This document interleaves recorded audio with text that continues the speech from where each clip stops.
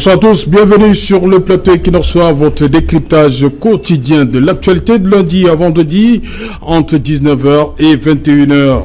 Le président de la République, on l'a suivi, le 10 septembre dernier, a reconnu que les régions nord-ouest et sud-ouest du Cameroun sont en proie depuis bientôt 3 ans à une crise qui met en mal la sécurité et le bien-être des populations qui y vivent. C'est donc pour cela qu'il a décidé de convoquer un grand dialogue national pour la fin de ce mois de septembre. Et il a également confié cette mission au Premier ministre chef du gouvernement, Chief Dr Joseph Dion Ngouté, de conduire des consultations en vue de recueillir les avis les plus divers qui pourront aider lors des débats de ce grand dialogue national qui va se tenir, qui va commencer à Yaoundé dès lundi prochain.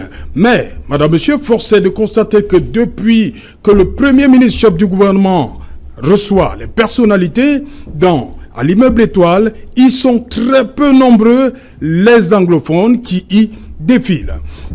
Alors que le président avait dit que ce grand dialogue concernera principalement la situation dans les régions nord-ouest et sud-ouest du Cameroun. C'est donc pourquoi, madame, monsieur, on fait donc un arrêt sur la représentativité des anglophones lors de ce grand dialogue national. Tout à l'heure, madame, monsieur, à 20h, ce sera la grande édition d'information présentée une fois de plus par Cédric Noufelet. Tout de suite après, ce sera le débrief. Tout de suite et maintenant, madame, monsieur, c'est le fait du jour.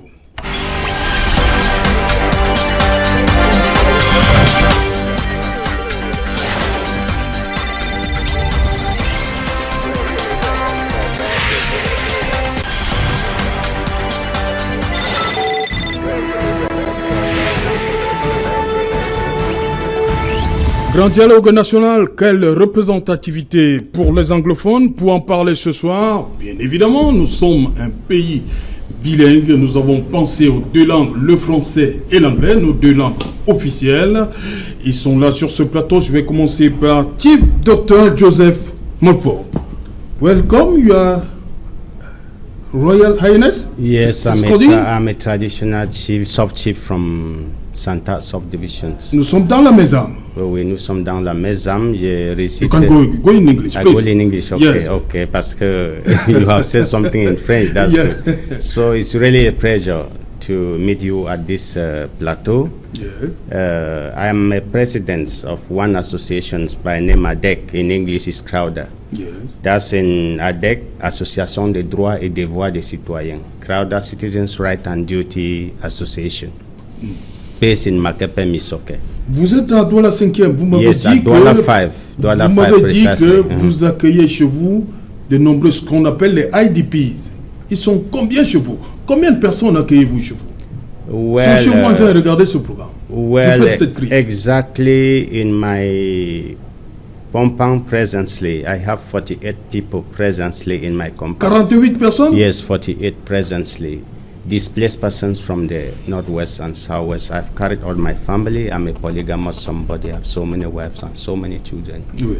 And my presence here at this plateau was... Vous m'avez dit que vous 2 sacs de riz en une semaine, en un mois ou une semaine? Well, Mr. Journalist, it's really embarrassing to non, come faut to nous the... dire ce que vous... to come to the vous m'avez plateau. dit 2 sacs de riz Excuse me. My presence in this plateau was not for that to be talking about what I consumed in a month. Tout ce que vous faites pour se déplacer. Yes, ouais, it was really for the crisis that governs the 2 regions. Okay. You can really You're welcome. You're welcome, Chief Dr. Joseph Mulford. Yes, it was not to talk about the numbers of supplies. What I do with my family is really ridiculous to be talking to the public of that. I am in... Jean-Robert, monsieur le maire, bonsoir, bienvenue. Bonsoir Serge Alain. Bonsoir. Il faut 2 jours pour que vous arriviez sur le plateau? Non mais écoutez, c'est pas ça. D'abord je tiens. Vous attendez non, hier, hein, je tiens d'abord. C'est vrai, je tiens encore. Je tiens à m'excuser. Oui. C'était pour des raisons indépendantes de ma volonté. C'était pour des raisons donc de santé. Oui. Et j'ai tout de même suivi, n'est-ce pas, la fin de l'émission. Peut-être pas au début. Oui. Mais j'ai eu un pincement au cœur quand j'ai vu que le micro, exactement, mon micro était, n'est-ce pas, vide. Là, j'ai eu un pincement au cœur et je me suis dit, Mais bon Dieu, mais comme on dit souvent, l'homme propose et puis c'est Dieu qui dispose. On peut dire que je suis là, Serge Alain. Je suis bien présent aujourd'hui. Et je m'excuse à tous les téléspectateurs de Equinox Soir. Voilà, merci. Dr. Nick Gagnan, you're welcome. Thank you. It's a pleasure to be here again today to talk about this very painful situation of the Northwest and Southwest region, a problem that is really aching the nation and is putting the nation on its knees. And we hope that we're going to kind of like try to understand what is happening. You know, we ask a lot of questions, so it's an opportunity for us to begin to answer the questions the way we understand them, while hoping that the authorities too are doing what it takes so that the problem can be solved. And this problem, it's really difficult. And amongst all the problems we have in the country, the Anglophone problem constitutes 80% of the problems. And if we don't solve it and solve it in time, we'll pay a higher price. Ok. 80%, hein? Oui. Vous l'avez dit. Oui. Hilaire Zipan, bonsoir. Bonsoir. Bienvenue, vous êtes conseiller municipal mouvement progressiste. C'est exact. De la première. Exact. Voilà, on a vu votre leader hier faisait partie de la délégation de la région du littoral qui devait rencontrer le Premier ministre chef du gouvernement hier. Mais il y a quand même beaucoup à redire sur cette liste. Il manque beaucoup de personnalités. Lorsqu'on compare, on regarde ce qui se fait à l'ouest, il y a quand même eu ce dosage. Je m'adresse à Jean-Robert Wafo, le maire. À l'ouest, on a quand même le maire Bafoussam deuxième qui fait partie de la liste, alors qu'au littoral, il n'y a rien. RDPC, on m'a fait comprendre que l'opposition, il y a Banda Kani, il y a Jean-Jacques Ekindi, Anissé Kane. Oui. Aucune autorité traditionnelle, qu'un chef de canton dans cette liste. Qu'est-ce qui s'est passé? C'est un constat. Mais d'abord, je ne suis pas concepteur de la liste, ça c'est la première. La deuxième, je voudrais très humblement que les gens comprennent très bien que nous sommes très en difficulté également, nous aussi au mouvement progressiste, parce que ce n'était pas l'approche que nous avons faite dans l'organisation de, bien entendu, de ce débat. Le premier élément, c'est que, comme disait le président Biya, lorsque vous avez qu'un mandat, ça vous confère une légitimité. Dès lors, je pense que la légitimité revenait donc à ceux qui ont certainement des mandats. Comment comprendre que dans une ville comme Douala, vous avez 3 partis politiques qui ont pratiquement des députés? Oui. Le RDPC, le SIF, bien entendu. Le MRC, oui. Vous avez à peu près 5 partis politiques qui ont des conseillers municipaux. Au-delà des 3 premiers, j'ajoute l'UPC, le MP et le CPP. Voilà à peu près la configuration, de la ville de Douala. Nous pensions très humblement que pour le collège politique, ça c'était la proposition donc qu'a fait Jean-Jacques Ekindi, que la représentativité au niveau des partis politiques se fait sur le critère suivant. Parti représentant l'Assemblée nationale et un groupe parlementaire, un nombre, que ce soit au Sénat ou à l'Assemblée, d'abord. Parti politique ayant député, un nombre. Parti politique ayant des conseillers municipaux, un nombre. Et enfin, les partis politiques ayant participé aux élections, naturellement le scrutin présidentiel, qui en est tout à fait le dernier reflet de cette élection-là, un autre groupe. C'est la proposition du MP? Si, cela permettra de régler le problème de la représentativité du collège politique. Je dis bien du collège politique. Je ne parle pas de la société civile, je ne parle pas de la société traditionnelle. À notre sens, ce serait ça un peu l'équilibre qu'on pouvait bien ajouter.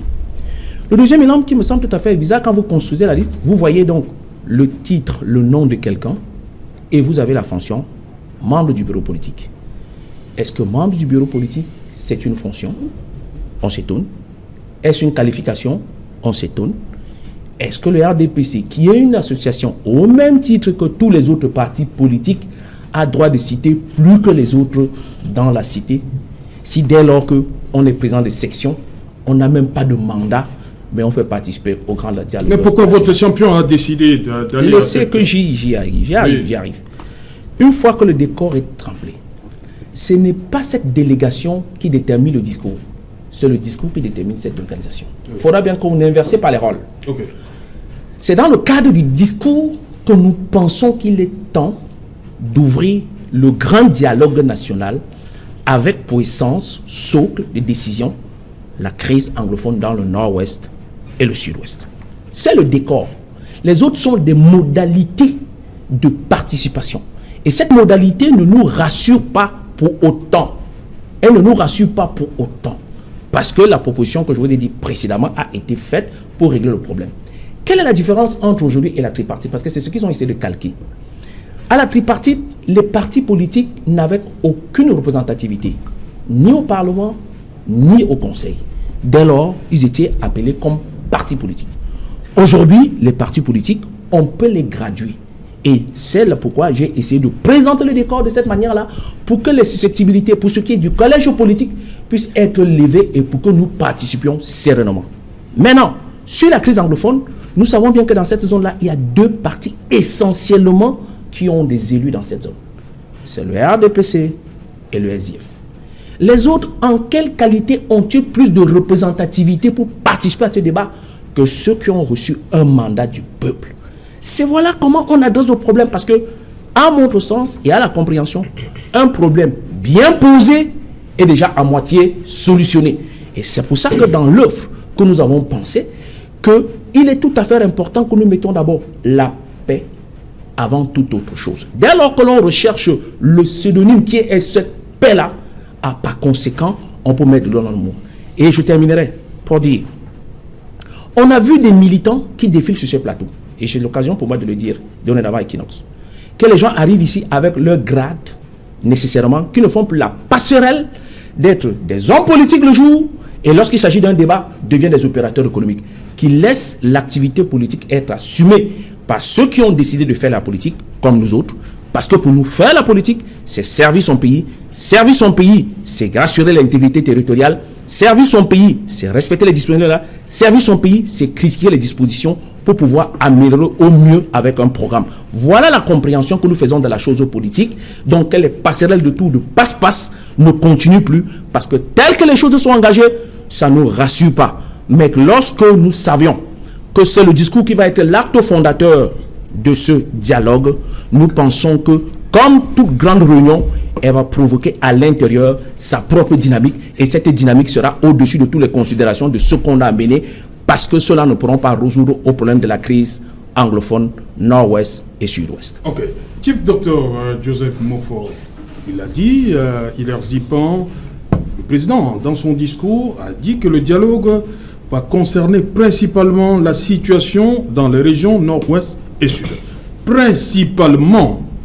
Et lorsque vous regardez ce qui se passe depuis à l'immeuble Étoile, ces personnalités-là qui défilent devant le Premier ministre, Chief Dr Joseph John Gouté, est-ce que ça vous rassure? Well, Mr. Journalist, it's really embarrassing. Qu'est-ce qui vous inquiète quand vous The regardez situation is really embarrassing because those who have been invited for the dialogue, if I am here on this plateau today to talk about this, in fact, I wrote a letter to the head of state. Donnez-nous la date. That was the 13th of August 2018 that I wrote a letter to the head of state to book for an audience to talk about this crisis that is based in the two regions. The association, which I am as the leader, gave 40 propositions to the head of state. At the same date, I wrote a letter to the Minister of Territorial Administrations. These are the acknowledgement copy with me here.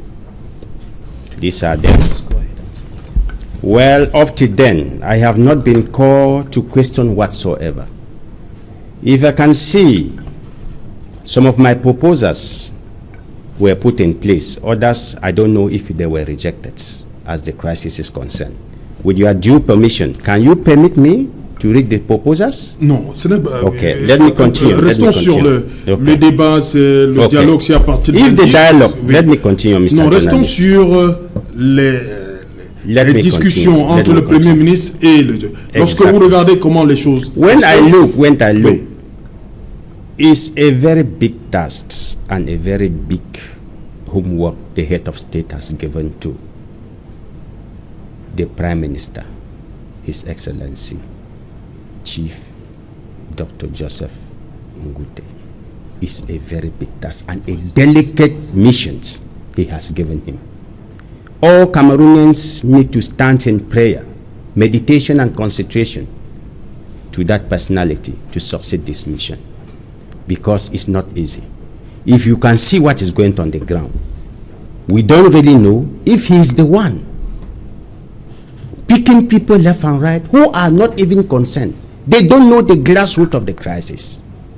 They are picking them left and right to come and monitor the dialogue. The dialogue concerns the people of the Northwest and the Southwest regions. The diaspora, the secessionists, they need to call all these people to sit down and do a negotiable agreement to end up this crisis. And the two international bodies that they need to invite in this crisis is the Britain and France, because of the convention they had. We were not there. If France say this crisis should end, Britain say something, the crisis will end, if they can put on the table these people. The question is not to be calling people, they are calling for phones, they are running to villages that they will go and give food. Why children materials to go to school? Why children are not there? Meanwhile, people, displaced persons, they are in Douala, they are in Yaoundé, they are in Bafoussam. Why not going to these counties to give this didactic material to go to school? They are carrying them to places where they have run, and they are using the language every day to say displaced person. To where? Can they come to Douala? Makepe Misoke, where I visit, I registered 314 people. I have a letter here with me, with this association, that I transferred to the DO of Douala 5. The letter is with me. They have been long awaiting. Others has even died. Lack of miserable living. Okay. It's really deplorable, the situation. Okay. I am from the zone, trouble zone. My phone, my paramount phone, from Ghana, is not in the village now. The man runs away with his dear life, abandoning the village to who? I am shocked. I can't go to my village. I am here with all my wives and my children. It's really embarrassing. They are calling people that they are not on the situation to come and negotiate what? To come and talk what? In the morning, you see a tapper from the bush. Shot, he's there with the knife and the wine beside him. He was just merely coming to tap. They must do a disarmament situation. If there's a commission of disarmament, let them disarm the military that they are there. Okay. And call for the refugees in Nigeria to come in order to get their residence and help them to build.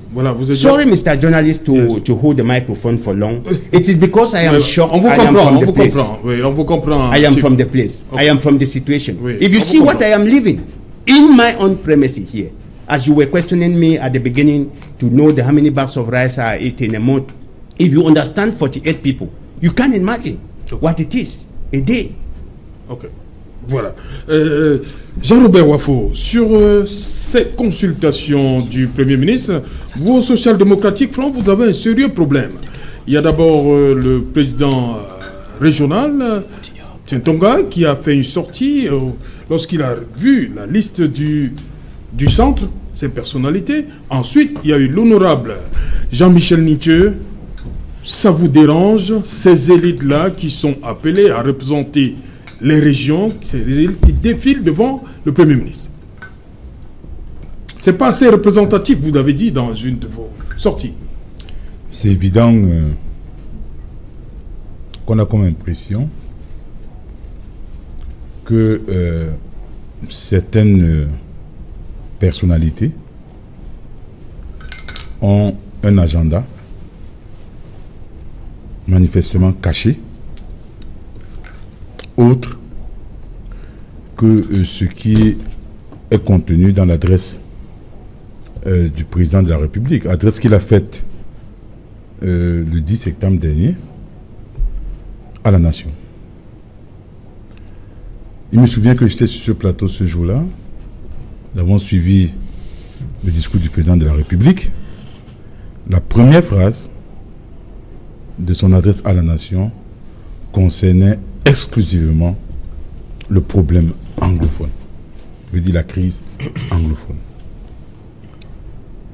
Et dans la troisième partie de son discours, il a énuméré ce qu'il estime être ceux qui doivent participer, n'est-ce pas, à ce dialogue qu'il a annoncé. Et parmi ceux-là, je vais citer entre autres, il y avait les hommes politiques, les chefferies traditionnelles, la société civile, ainsi de suite, ainsi de suite. Alors, le Premier ministre a rendu public un planning de consultation, n'est-ce pas, à la suite de ce discours. Et on a vu plusieurs partis politiques défiler, les représentants des chefs traditionnels défiler, les représentants... Bref, du moins, tout ce que le président... On a même vu les opérateurs économiques défiler. Maintenant, quand vient le tour dans des régions, il y a une cassure. Une cassure terrible. Cette cassure me rappelle, n'est-ce pas, un fait terrible qui s'est passé avant l'adresse du chef de l'État à la nation, un fait que j'ai fortement décrié. Et fort heureusement, il y a eu un recadrage du président de la République quand il a désigné M. John Gouté comme celui-là qui doit, n'est-ce pas, quand je vais tenir, je veux dire présider ce dialogue. Le Premier ministre était allé dire, après avoir rencontré la délégation du SDF, qu'il est porteur d'un message du président de la République qui annonce un dialogue qui portera sur tout, sauf sur la séparation, je veux dire sur la sécession. Et le fait de proscrire la sécession, ça ne nous a pas dérangé, d'autant plus que le SDF est contre la sécession. Mais bien après le discours du Premier ministre, on a vu tout un ministre de l'administration territoriale aller dans une chaîne étrangère, tacler le Premier ministre, en faisant comprendre que la forme de l'État ne fera pas partie du dialogue qui est annoncé. Ce qui arrive aujourd'hui, c'est pratiquement le bis repetita. Le Premier ministre ouvre les consultations, n'est-ce pas, pratiquement toutes les couches telles que recommandées dans le discours du président de la République.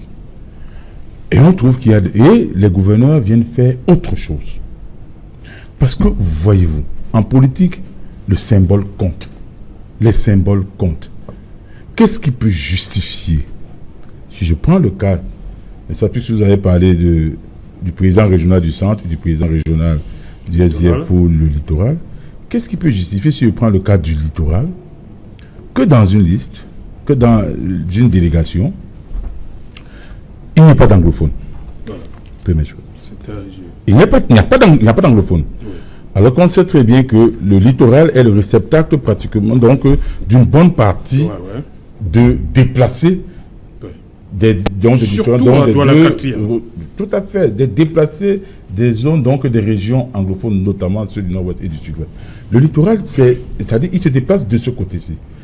Vous allez les voir partout, à Banga, à Mombo, à Konsamba, à Melon, ici à Loum, ainsi que même ici à Bonabéry, même à Douala deuxième, à Makepe Misoké, à Douala cinquième, partout, dans tous les arrondissements. Alors qu'est-ce qui peut justifier? Alors que ces gens ont quitté ces régions, pas de leur bon vouloir, mais parce qu'ils y ont été contraints, que dans une délégation qui va exposer le problème, donc qui va être consultée par le Premier ministre pour ce dialogue qui est annoncé, qu'il n'y ait pas d'anglophone, qu'il y ait zéro compatriote anglophone. Vous trouvez ça normal?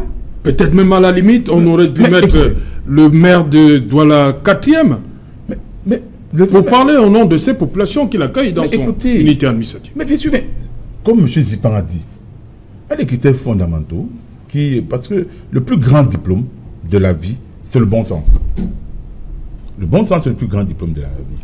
La représentativité, pour le moment, on la connaît même comme elle est un peu biaisée. Mais du moins, sur le plan théorique, on peut la connaître. Il fallait les députés, comme il a dit, représenter à l'Assemblée nationale, représenter au Sénat, représenter dans les conseils municipaux, bon voilà et tout.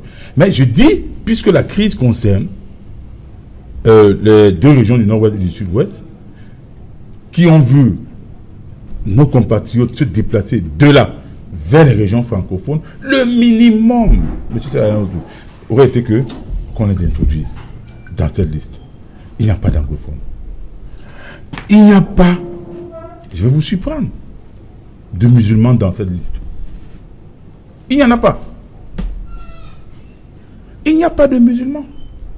Et quand on regarde même les communautés, regardons d'abord les chefferies traditionnelles.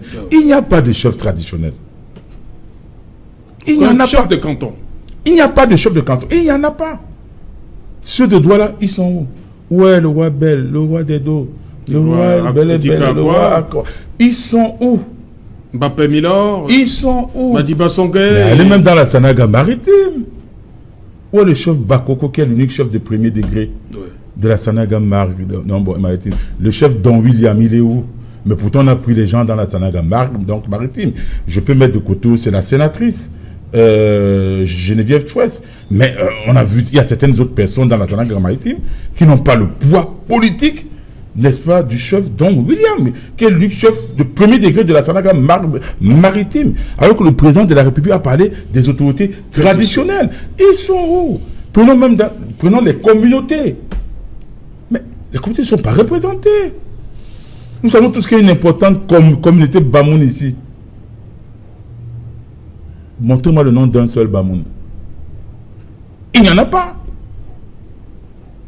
Quand je parle des partis politiques, qu'est-ce qui peut justifier, par exemple, que dans l'histoire, que les partis qui sont représentés, en dehors peut-être du MP, bon, le MP est un conseil municipal. Jean-Jacques dit, lui, le conseil municipal, c'est tout à fait normal qu'il soit. Mais il se trouve tout simplement qu'il y en a qui n'ont pas cette représentativité et qui sont dans cette liste. Qu'est-ce qui peut justifier, par exemple, alors que le SDF, nous ne sommes pas demandeurs, mais nous sommes des républicains, qu'alors qu'à l'Ouest, par exemple, nous avons dans la délégation de l'Ouest qui devait aller dans le département de la MIFI. On a dans le département de la MIFI, on a l'UNIMER SDF de Papsam 2e Tanye Goko. Il est dans la liste. On a Chief Tchatchouan qui a été vice-président du Sénat, qui est dans cette liste. On a Sa Majesté Sokou Jean Rameau, qui est un roi respectable, qui n'a pas toujours été tendre, s'il faut prendre ça ainsi, qui a toujours dit ce qu'il pensait. Et à juste titre, il est quand même là. Mais on a mais écoutez, même si partout la liste est constituée en grande majorité, n'est-ce pas, de gens du RDPC, ce qui n'est pas normal. Ce qui n'est pas normal parce que si le RDPC gérait très bien avec sa majorité, il n'y aurait pas eu de crise.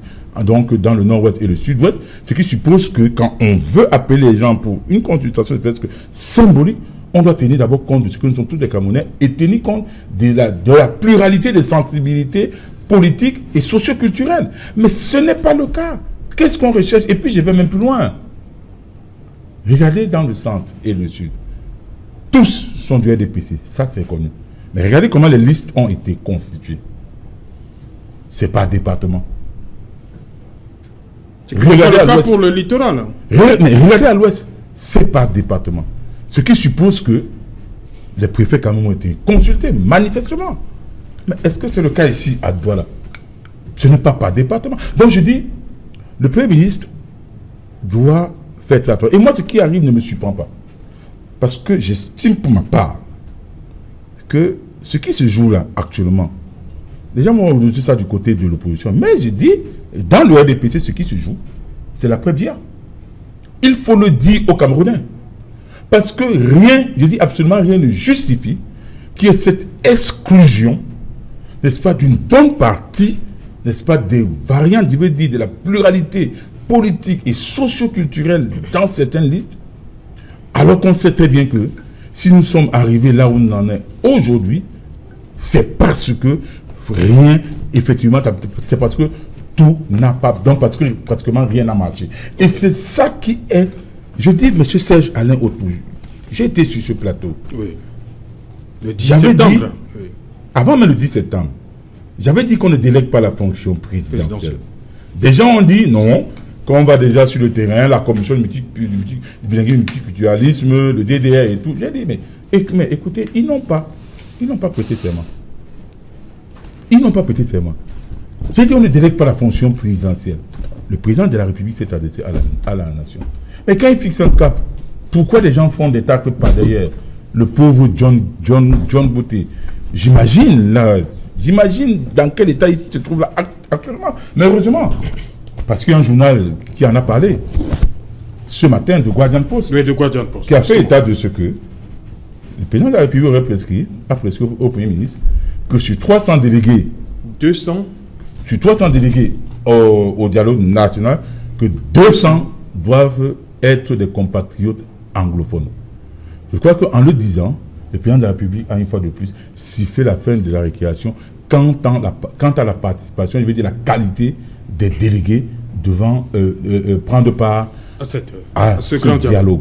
Et j'ai bien peur, une fois qu'il a fixé, j'ai bien peur qu'il y ait également là-bas à l'intérieur des tacles par derrière. Parce que, voyez-vous, et là je vais chuter par là, les anglophones ont tout donné dans ce pays. Ils ont tout donné. Le 26 mai 90, ils sont allés, ils ont dit, ok, nous allons marcher pour le multipartisme. Il y a eu 6 morts lors de la marche du SDF. Et c'est grâce à ces 6 morts qu'il y a eu ce multipartisme. Je ne vais pas parler de la démocratie parce qu'elle est encore bien balbutiante. Aujourd'hui, ils ont fait 3 ans de résistance. Ils ont dit, comprenez notre problème. Rien ne marche. Et c'est les francophones qui veulent aujourd'hui venir les noyer. Alors qu'ils ne vivent pas ce qu'ils vivent là-bas. Majesté a dit tout à l'heure qu'il n'arrive pas, qu'il a laissé son village, il ne peut plus arriver dans son village. Mais écoutez, durant 3 ans, M. Serge Alain Auto, c'est 3000 morts. Je dis bien 3000 morts. C'est 600 000 déplacés au minimum. C'est plus de 60 000 réfugiés. Des gens ont perdu, c'est 400 maisons d'habitation, de 400 villages rasés. C'est les hôpitaux au sol. C'est les écoles au sol. Rien ne marche. Pratiquement tous ont fui. Et aujourd'hui, on trouve des francophones qui veulent venir en dialogue organisé pour résoudre la crise anglophone. Les francophones qui vont venir dire que c'est eux qui doivent mieux réfléchir que nos compatriotes anglophones. Mais il faut que cette imposture cesse. Et je dis, le Cameroun est à un tournant de son histoire. Si le dialogue est mal négocié, alors là, j'ai peur, j'ai bien peur, je m'arrête là pour l'instant. Dr Nick, vous avez suivi attentivement les propositions, les sorties des uns et des autres sur ce plateau. Vous avez dit, le problème 80%, c'est la crise anglophone. That's right. Et comme disait The Guardian, à titre de Guardian ce matin, sur les 300, 200 anglophones. Yes, I didn't have the opportunity to read the Guardian Post, but I saw the headlines which says that of the 300 delegates that are going to come to this dialogue, 200 will be Anglophones. And that's already very comforting. Because, as the other speakers have been saying, it's been very worrying that the Prime Minister is receiving people, delegations in these pre-talks to present some of their problems, be they Anglophone or not, and no one got the impression that they were all Francophones. And the one was even very vexing is that on most of those lists you see parliamentarians, senators who have a whole Senate to themselves and the Parliament to themselves. They can sit and talk about the Anglophone problem all day long, and for 3 years. They refused to address those problems because they were too scared to talk about it. Now they wake up and they want to talk about a problem. You remember there was this lady, the lady from the parliamentarian from Fumban.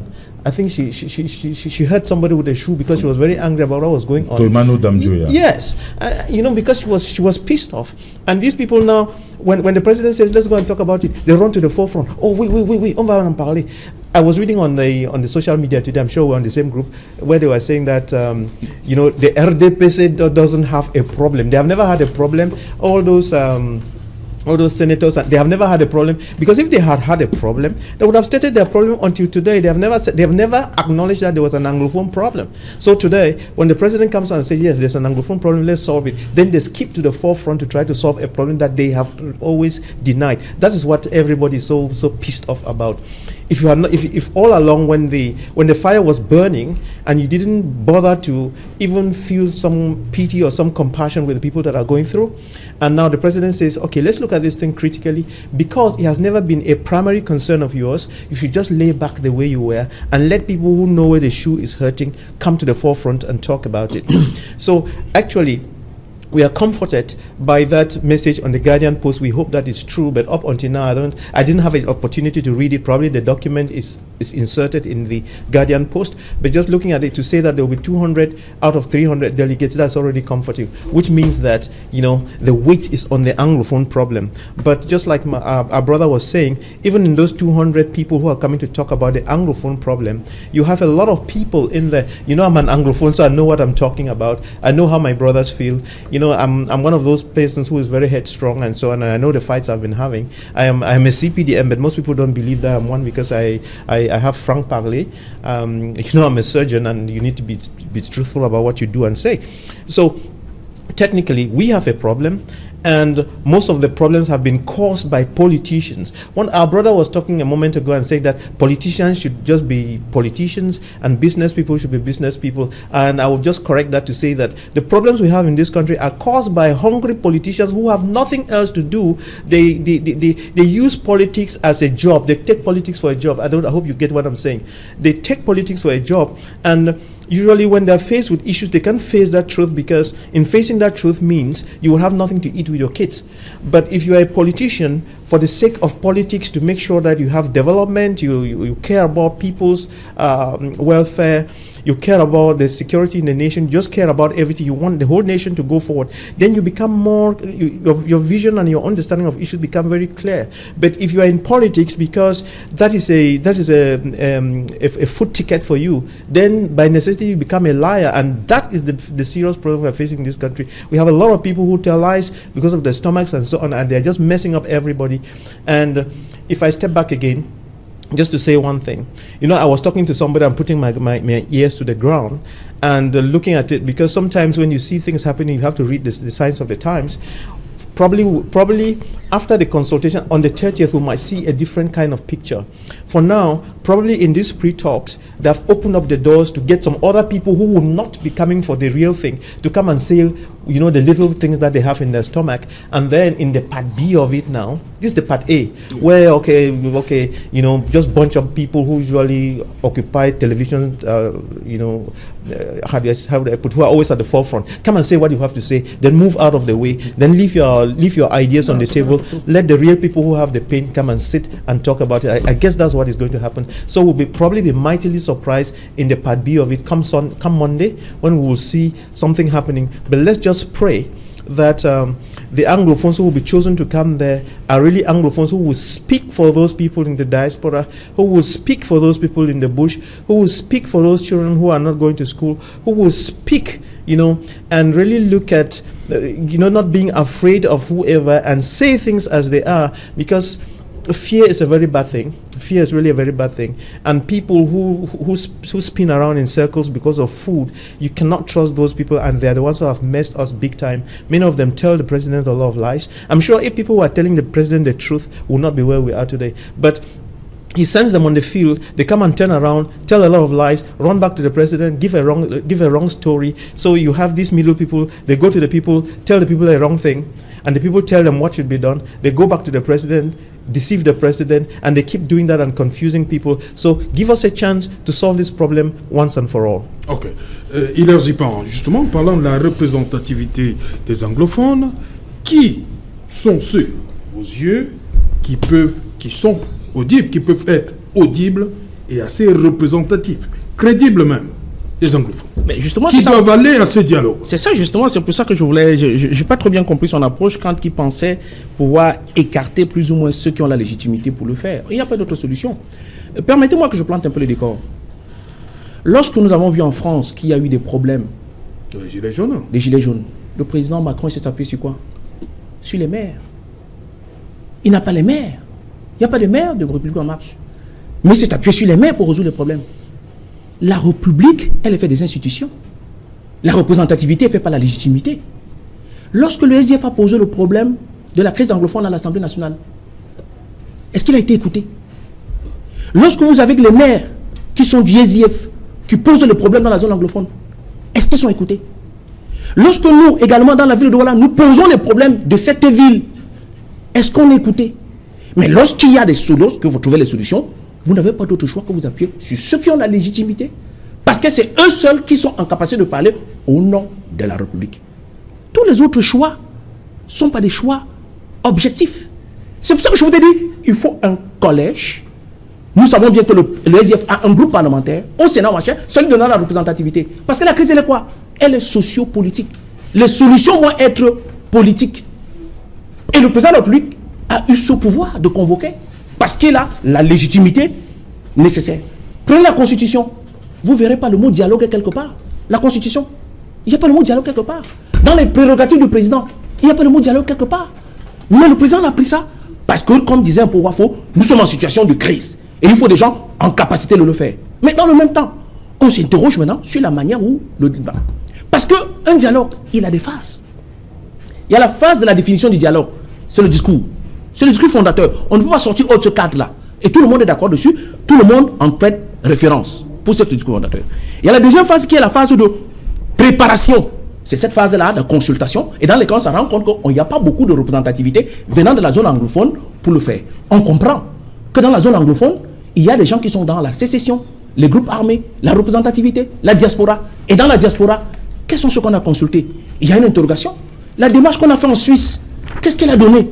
Que va donner donc le médiateur suisse? Qu'est-ce qu'il va verser comme élément? Ça, c'est une autre phase d'interrogation. Et enfin, bien entendu, la phase de mise en œuvre des résolutions du dialogue. Va-t-on avoir un médiateur? Comment va-t-on suivre les recommandations? Donc, vous voyez, on est dans une dialectique intellectuelle. Et ce n'est pas la première crise. On a eu la crise en Côte d'Ivoire, avec les accords de Marcoussis, on a vu comment ça a débouché. Et je pense que c'est l'inquiétude dans laquelle se levait un peu tout à fait Wafo. Mais pourtant, il faut qu'on arrive à adresser le problème. Quand on a de bons acteurs, on trouvera de bonnes solutions. À l'heure actuelle, la crise anglophone, elle a 3 phases. Il y a la phase de la diaspora. La diaspora anglophone est une très grande diaspora qui est aux États-Unis. Nous savons bien que les États-Unis ont pris la position sur la crise anglophone. Leur souhait, c'est que le Cameroun soit un État fédéral. Ça, c'est le souhait des Américains. Va-t-on y aller dans ce sens-là? Nul n'en sait. La deuxième phase, c'est ceux qui sont sur place, qui sont des républicains comme nous, qui pensons qu'on ne doit pas prendre les armes pour se battre. Mais pourtant, nous avons des critiques vis-à-vis de ce pouvoir. Et en cela, je pense que personne ne nous fera la reproche. Jean-Jacques Ekin dit on est tout à fait le premier parti, je le dis, avec autorité, à avoir pris position pour le fédéralisme. Et il a fait campagne en 2011 pour le fédéralisme. Et il a fait des conférences, il a fait des productions pour en disant la crise anglophone, elle va éclater. Et c'est pour ça que, bien entendu, dans sa démarche, au regard de son argumentaire, le cardinal Christian Toumi l'a accepté. Maintenant, il y a la troisième phase, c'est ceux qui ont pris les armes contre la République. Il faudrait bien qu'ils déposent les armes. Mais les donneurs autres de ceux qui ont pris les armes contre la République se trouvent dans la diaspora. Il faudra donc les faire inviter, en sachant bien que les voici, les voici. Et aujourd'hui, nous savons bien quels sont ces donneurs ordres-là. Donc, il faudra les inviter pour les faire. Maintenant, quand vous voyez la disposition, et il a dit en tant que journaliste, le chef de délégation, par exemple, au littoral, c'est le gouverneur. Mais le chef de délégation au sud, ce n'est pas le gouverneur. Ce n'est pas le gouverneur. Oui, c'est Jacques Famé-Nongo. Okay. Famé-Nongo, c'est le chef de délégation. Le chef de délégation au centre, ce n'est non plus le gouverneur. C'est une autre personne. Donc, cela atteste à ce qu'il faut faire très attention dans cette phase-là, telle qu'on est en train de l'aborder. Est-ce qu'on est en train de vouloir regarder le problème camerounais de la décentralisation, pas la déconcentration? Parce que le président, le gouverneur, est le délégué du chef de l'État dans la région. Il commande, bien entendu, les forces de maintien de l'ordre et avec tout ce que cela comporte. Mais pourtant, nous voulons régler quoi?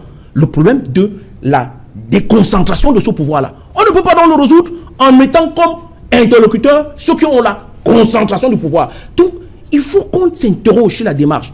Et je le dis, l'acte fondateur de ce discours, de cette réunion, c'est le discours. Ce serait la Bible, ce serait la référence.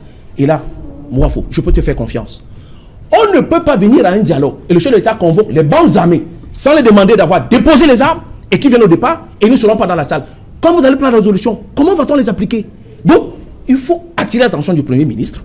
Il faut que l'opinion publique se saisisse, que nous irons à ceux des républicains tout en posant les conditions pour résoudre la crise anglophone. Et l'opposé, véritablement, c'est d'amener les vrais acteurs et de résoudre le problème. En dernier ressort, ce serait un problème politique. Parce que si ce sera trait à la Constitution, il faudra se référer au Parlement. S'il faudra modifier le mandat des députés, on le fera. Et d'ailleurs, je peux vous rappeler que le 11 novembre 2019, à minuit pile poil, il faudra convoquer le corps électoral pour les élections législatives. parce qu'on a prorogé le mandat que de 2 mois. Est-ce que vous pensez qu'on va sortir de la crise concrètement 4 jours après, faire revenir les zones, comme il disait, de la zone qui sont complètement les expatriés, les installer, 400 villages rwandais, et demander aux gens de participer avec la liste des camps? Vous pensez que c'est possible? Non. Cette réunion va créer sa propre dynamique à l'interne. Soyons seulement bien structurés. Et ce que je peux dire, je parle au nom du politique. Moi, je ne suis pas un gars de la société civile, je suis un politique. La lacune à l'heure actuelle, c'est que l'opposition ne se retrouve pas. Du moins, les forces du progrès. Il faut qu'on se retrouve. Il faut qu'on construise un argumentaire suffisamment solide, parce que face aux gens qui pensent que c'est des fonctionnaires, ils ont pris l'administration pour se supplier à l'État, il faudra qu'on les oppose une analyse minutieuse, structurée. Et quand on voit déjà les débats plus ou moins des uns et là, on a l'impression parfois qu'il y a certains rats qui le naviguent. Mais je peux vous rappeler que le mouvement progressiste, et bien entendu, dans l'argumentaire tel que je connais Jean-Jacques qui dit, on ne laissera pas passer, et lorsqu'il faut, on se battra à l'intérieur et on trouvera la solution. Chief Dr Joseph Montfort, il y a cette équation, les bandes des armées. Comment ça se dessine? Qu'est-ce qui va se passer à partir de lundi? Le président a parlé des représentants des groupes armés. Je ne sais pas. Parce il faut identifier les problèmes, les acteurs. Il faut absolument qu'ils soient à cette table de négociation. Oui, quand vous me posez la question que le président de la République, son Excellence Paul Biya, a demandé qu'on identifie les gens des groupes armés. Qui va les identifier? Non, il n'a pas demandé, il a dit qu'il y aura les représentants au dialogue. Je demande donc, avec tout ce qui se passe, comment ça se passe? Est-ce qu'ils seront là? Parce qu'ils posent des conditions par rapport à leur sécurité. Merci de votre question. Monsieur le Président de la République. You can go in English. Okay. Thank you very much, Mr. Journalist. Your question is a really pertinent question, and I will reply you fully. The head of state, His Excellency Paul Biya, he's our president. He has said he will invite the arms groups to the dialogue. That should be done. Okay. And we need to have the proofs of the invitations. Ah, vous voulez les preuves? Bon, permit me to land. C'est l'heure du journal. On revient. Permit me to land. Permettez, on revient après le journal. Je vous promets, je vais vous passer. Je vous promets. Oh, non. C'est le journal, je vous en prie. Je vais vous donner la parole. Cédric Mouffelet, bonsoir. Dans un instant, le 20h, les titres. Bonsoir Serge Alain, bonsoir à vos invités. Ce soir, nous parlerons de ces consultations qui se poursuivent en vue du grand dialogue national. Et ce mardi, le Premier ministre a reçu les leaders d'opinion anglophones, parmi lesquels Aker Emouna et également Eric Tchindjé, et des femmes de la Task Force du Nord-Ouest et du Sud-Ouest. Ils ont évoqué la nécessité de garantir un dialogue franc et sincère pour mener des réformes institutionnelles audacieuses pour sortir le Cameroun des crises multiformes qui secouent la République. Vous les écouterez dans le journal de 20h. Et au moment où ce dialogue doit se tenir, certains établissements scolaires qui ont été appelés à accueillir les élèves déplacés des régions anglophones sont dépassés et débordés par les sureffectifs. Ils crient déjà à l'abandon des pouvoirs publics. Aucun moyen d'accompagnement n'a été réellement prévu. Vous verrez dans quelles conditions sont encadrés les élèves dans le département du Mungo. Nous en parlerons dans le journal de 20h. Nous évoquerons également ces vives tensions observées ce mardi dans le deuxième arrondissement de Douala, notamment au marché Congo, là où une opération de démolition a mal tourné avec des échauffourées et des blessés graves. Nous ferons le point dans le journal de 20h. Serge Alain. Voilà, madame et monsieur, fin de cette première partie Equinox Soir. On se retrouve bien évidemment après pour Equinox Soir, deuxième partie, le temps du débrief en compagnie de nos 4 invités. Place tout de suite, madame et monsieur, au journal de Cédric. The next academy year is knocking out. Retour sur le plateau Equinox Soir, c'est la deuxième partie réservée au débrief du journal, toujours en compagnie de Hilaire Zipan, Dr Nick Ngwanyam, Joseph Montfort et bien évidemment Jean-Robert Wafo. Jean-Robert Wafo, vous avez suivi cette liste qui fait toujours jaser. Je vais commencer par l'attitude de Charles-Élie Zan, président au JRDPC, Douala 2e. Qu'est-ce que ça peut bien vouloir dire? entre les lignes. Ça peut vouloir dire que le RDPC, en son sein, regorge de personnes, des personnalités dotées d'une dose de lucidité. Ça, il faut le reconnaître, parce que le président Zan, n'est-ce pas, puisse faire cette déclaration, il faut avoir une bonne dose courageux. Il faut une bonne dose de courage, compte tenu de ce que les gens ont coutume d'appeler là-bas, n'est-ce pas, la discipline du parti, qui n'est pas détestable en politique, mais je constate tout simplement que M. Zan est resté fidèle à l'esprit de son président national, si je dois appeler ainsi, qui du même coup est le président de la République. Donc on peut bien le comprendre s'il prend cette déclaration du président de la République étant également celle de son président national. Et je dis, il a une bonne dose de courage, il a une bonne dose de lucidité, il a dit des choses telles qu'il pense. Et c'est ça l'homme politique. L'homme politique, c'est pas celui qui chaque fois dit que c'est mauvais quand c'est bon, bien que c'est bon quand c'est mauvais. Et ils sont un peu nombreux comme ça. Je vais également faire un clin d'œil à monsieur au professeur Pascal Messanganyamdine. Il fait partie, n'est-ce pas, de ceux qui, dès le début de la crise, avait dit qu'il faut un dialogue. Je pense également comme ça au docteur Fouchibé, qui également, sur des plateaux, on s'est rencontrés, a passé le temps à dire il faut le dialogue, ça ne sert à rien qu'on joue à la politique de l'autruche. Donc il fait partie, n'est-ce pas, de ces rares-là qui, contrairement à d'autres comment je peux dire, d'autres faucons en papier, des faucons périphériques qui ne sont même pas dans les centres concentriques du pouvoir, qui ont écumé dans les plateaux de télévision pour dire n'importe quoi, pour dire que la crise anglophone n'existe pas, qu'il n'y a jamais eu de problème donc anglophone, que les anglophones ont les mêmes problèmes que les autres, et qu'une fois que le président de la République, n'est-ce pas, a fait son adresse à la nation, on fait un virage à 180 degrés, et sans honte. Et chez nous, on dit souvent que quand en politique, vous faites un virage à 180 degrés, sans honte, c'est-à-dire on dit tout simplement, on résume ça par une expression en disant, il a jeté la honte aux chiens. Alors ils sont nombreux comme ça, n'est-ce pas, ces faucons périphériques qui ont dénié la crise anglophone, qui ont dit qu'il n'y avait pas de problème, malgré les morts qu'il y avait, malgré ces jeunes femmes, ces jeunes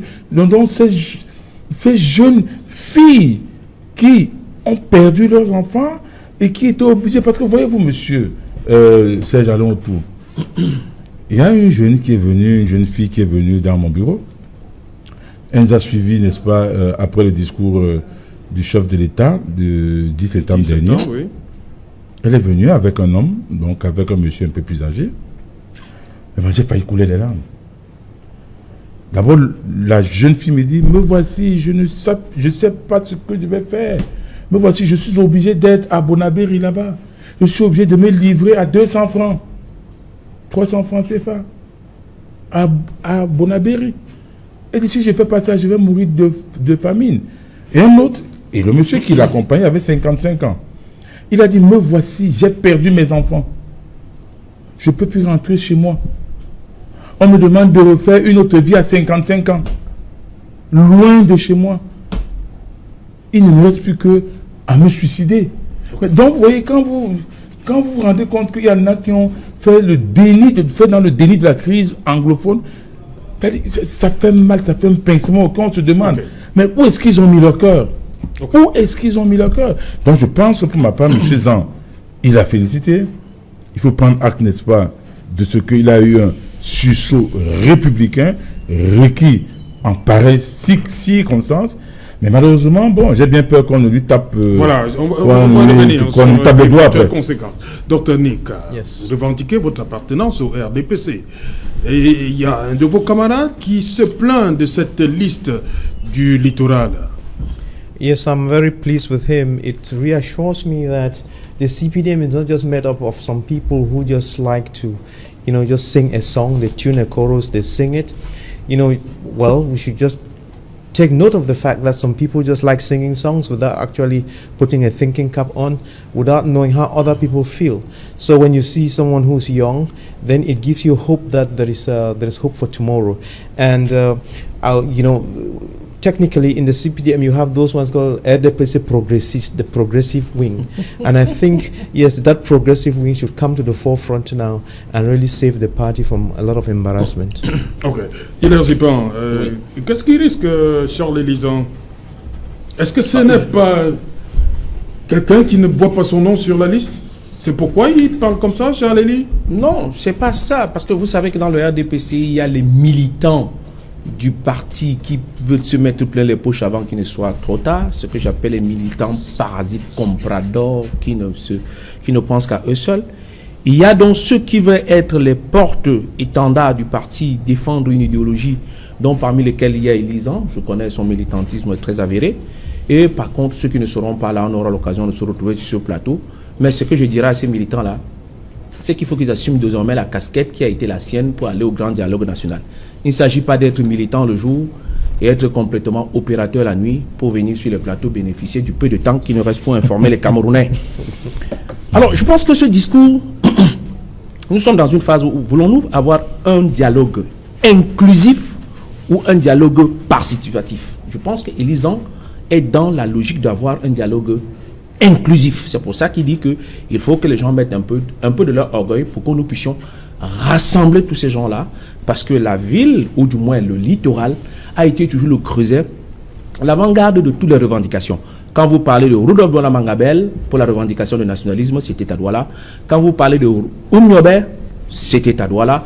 Quand vous parlez également des événements qui ont toujours participé à accueillir ceux qui sont venus de loin et qui peuvent avoir un électorat, c'est bel et bien à Douala. C'est-à-dire qu'il n'y a que dans la ville de Douala où tu as cette composante cosmopolite qui permet à ce que quelqu'un soit un ressortissant du nord-ouest, se faire élire à Douala, un ressortissant de l'ouest, se faire élire à Douala, un ressortissant de l'extrême nord et du nord se fait. Et on connaît bien l'arrondissement de Wafo où vous avez complètement un gars qui n'est pas un ressortissant là, mais qui est député depuis un bon bout. Et il y a donc ceux qui pensent que c'est l'occasion pour eux de distribuer les prébendes, qui pensent qu'ils ont supplié un peu ce que nous dénonçons dans la politique, c'est-à-dire que les militants fonctionnaires, ils, dans une collision, dans un mariage incestueux, ils ont pour un seul objectif spolier l'argent, pomper l'argent, aspirer tout ce qu'on a mis comme budget pour pouvoir se mettre plein les poches, pour être de plus en plus riches, pour des raisons qui sont complètement inavouées. Je voudrais simplement terminer ce point-là en disant que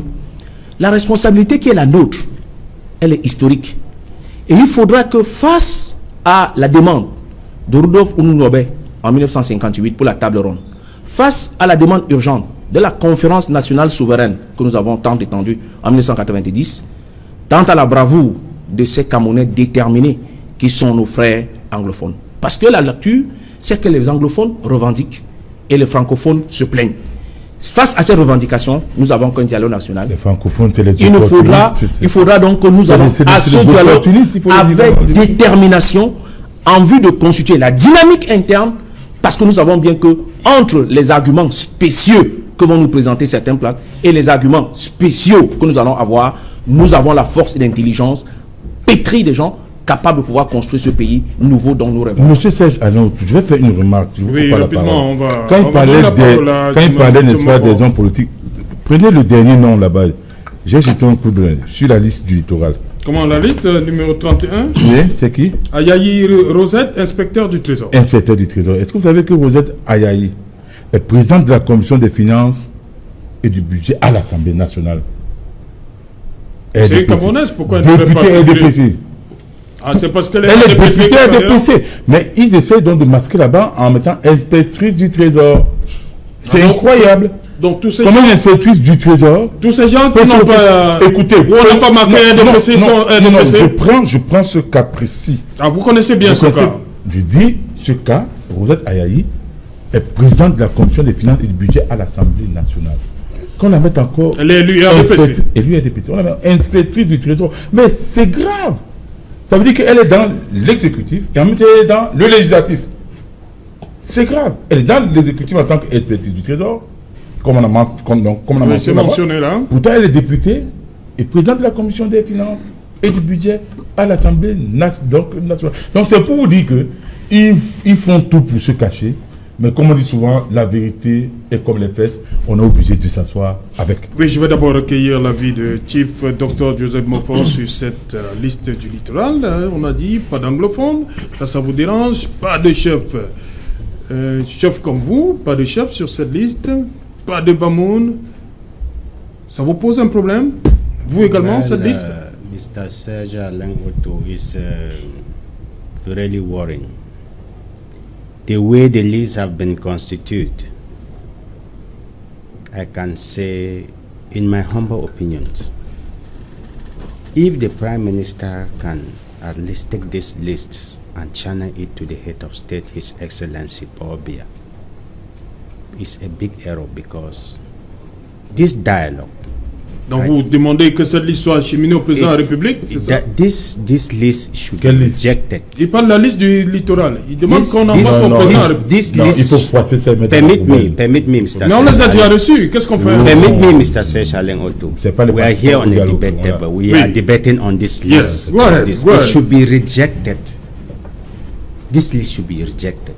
If you can see clearly, there are Anglophones community here. Which Anglophone committee is in this list? Just name one, let me hear. No, aucun anglophone. Which phone, like the Douala Mangabe, like the Peace People, where are Majesté Madiba Songhai n'est pas là. This list is going to the Prime Minister. He will channel it to the head of state. Had he consulted the Anglophones community that they are here? How are we going to dialogue with people that don't know the root cause of the crisis? Even people from that region. Qui ont même refusé. Qui avait la crise anglophone. The question is this. Ils sont nombreux there are groups of people. Ils ont dit qu'il n'y avait pas de problème anglophone. Ils sont dans cette liste. Permit me, my dear colleague. C'est quand même incroyable. There are groups of people who are maneuvering things so that the crisis should persist, so that they become rich more and more with their family.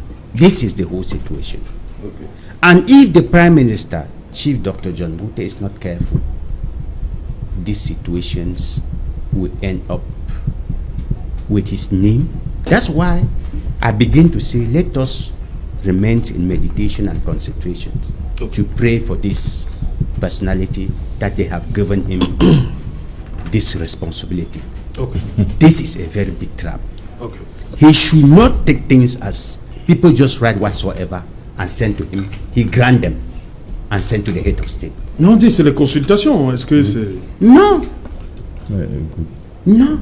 Mais écoutez. It should be cancelled by the Prime Minister. It's a wrong consultation. For example, I've shown you this here with 314 people. Just Makepe locality and channel to the administrative authority who govern the sector. Even he could have been consulted. Look, people of that community, displaced person, who are there? They pick them. Even they pick one for littoral. It would have been better. You look out a whole through list. You see no one Anglophone, and people are there saying there will be dialogue. How can there be dialogue with the people suffering the situation? They are not on list. Just simply the region of littoral. Just look at it. How can you accept such things?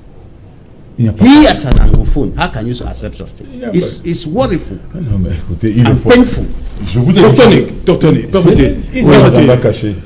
Dr. Nick, dites-moi, est-ce que cette liste-ci, c'est eux qui iront au dialogue à partir de lundi? Est-ce que ça veut dire? No, I don't know whether these people on this list will actually... C'est-à-dire la liste, c'est-à-dire ces délégations régionales qui défilent devant le Premier ministre, type Dr. John Ngute. Yes, ça veut dire que c'est eux qui vont au dialogue? You know, when this dialogue thing was announced and the Prime Minister was designated by the President, I wrote a letter that I sent out on WhatsApp and the others to tell people we have to pray for. Exactly. We have to pray for Dr. John Ngute that he should have the courage, the wisdom to face the truth. You know, truth is something that's very exciting and very interesting. You know, forget about this list and whatever. Please, Cameroonians, Anglophones, let's pray. Please, watch me. Let's pray for Chief Dr. John Ngute that God should give him the courage and the wisdom. If he has these two things, you can have 1,000 of these things. It doesn't matter.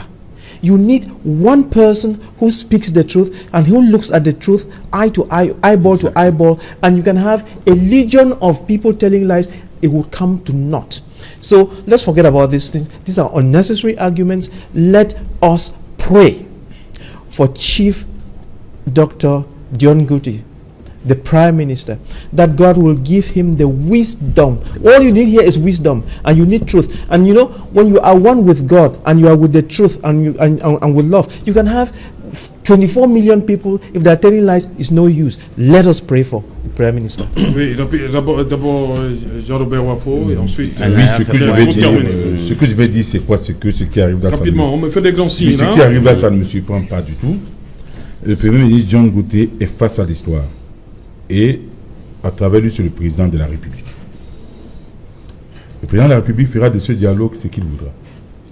S'il veut qu'on retienne de lui, au moins, l'image sur le tard d'un homme qui s'est réveillé intimement donné de l'histoire de ce pays et qui a voulu sortir de la terre d'autre, il sait ce qu'il a à faire.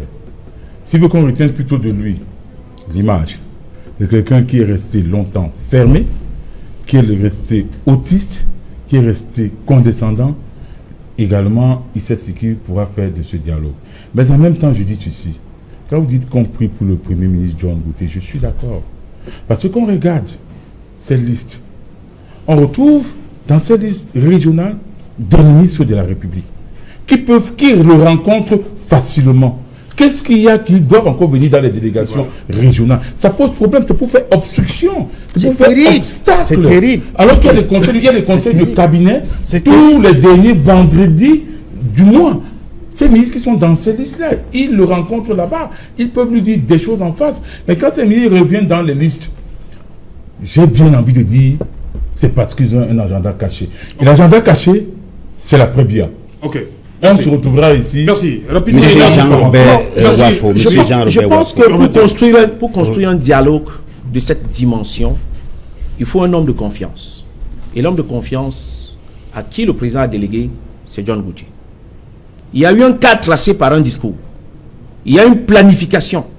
Il y a une méthodologie. Il y a un processus. Il faut que les acteurs choisis le fassent sous responsabilité. En dernier ressort, il faudra que chacun reste dans son couloir de proposition, car les sujets sont vastes.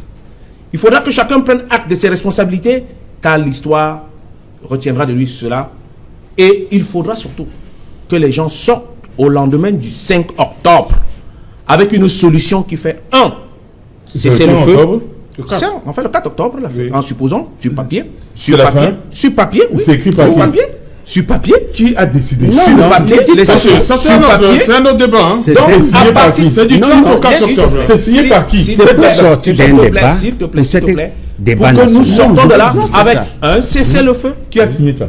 Déposer les armes et pour que les donneurs de la diaspora puissent avoir la capacité de donner instruction pour que les gens puissent vaquer normalement. Merci. Et qu'un plan Marshall avec la responsabilité des politiques soit visiblement assumée. Nous, au mouvement progressiste, nous le ferons. Merci. Et on vous rassure qu'ils ne vont pas tronquer le dos et la dynamique se fera avec nous. Et nous nous engageons avec Jean-Baptiste.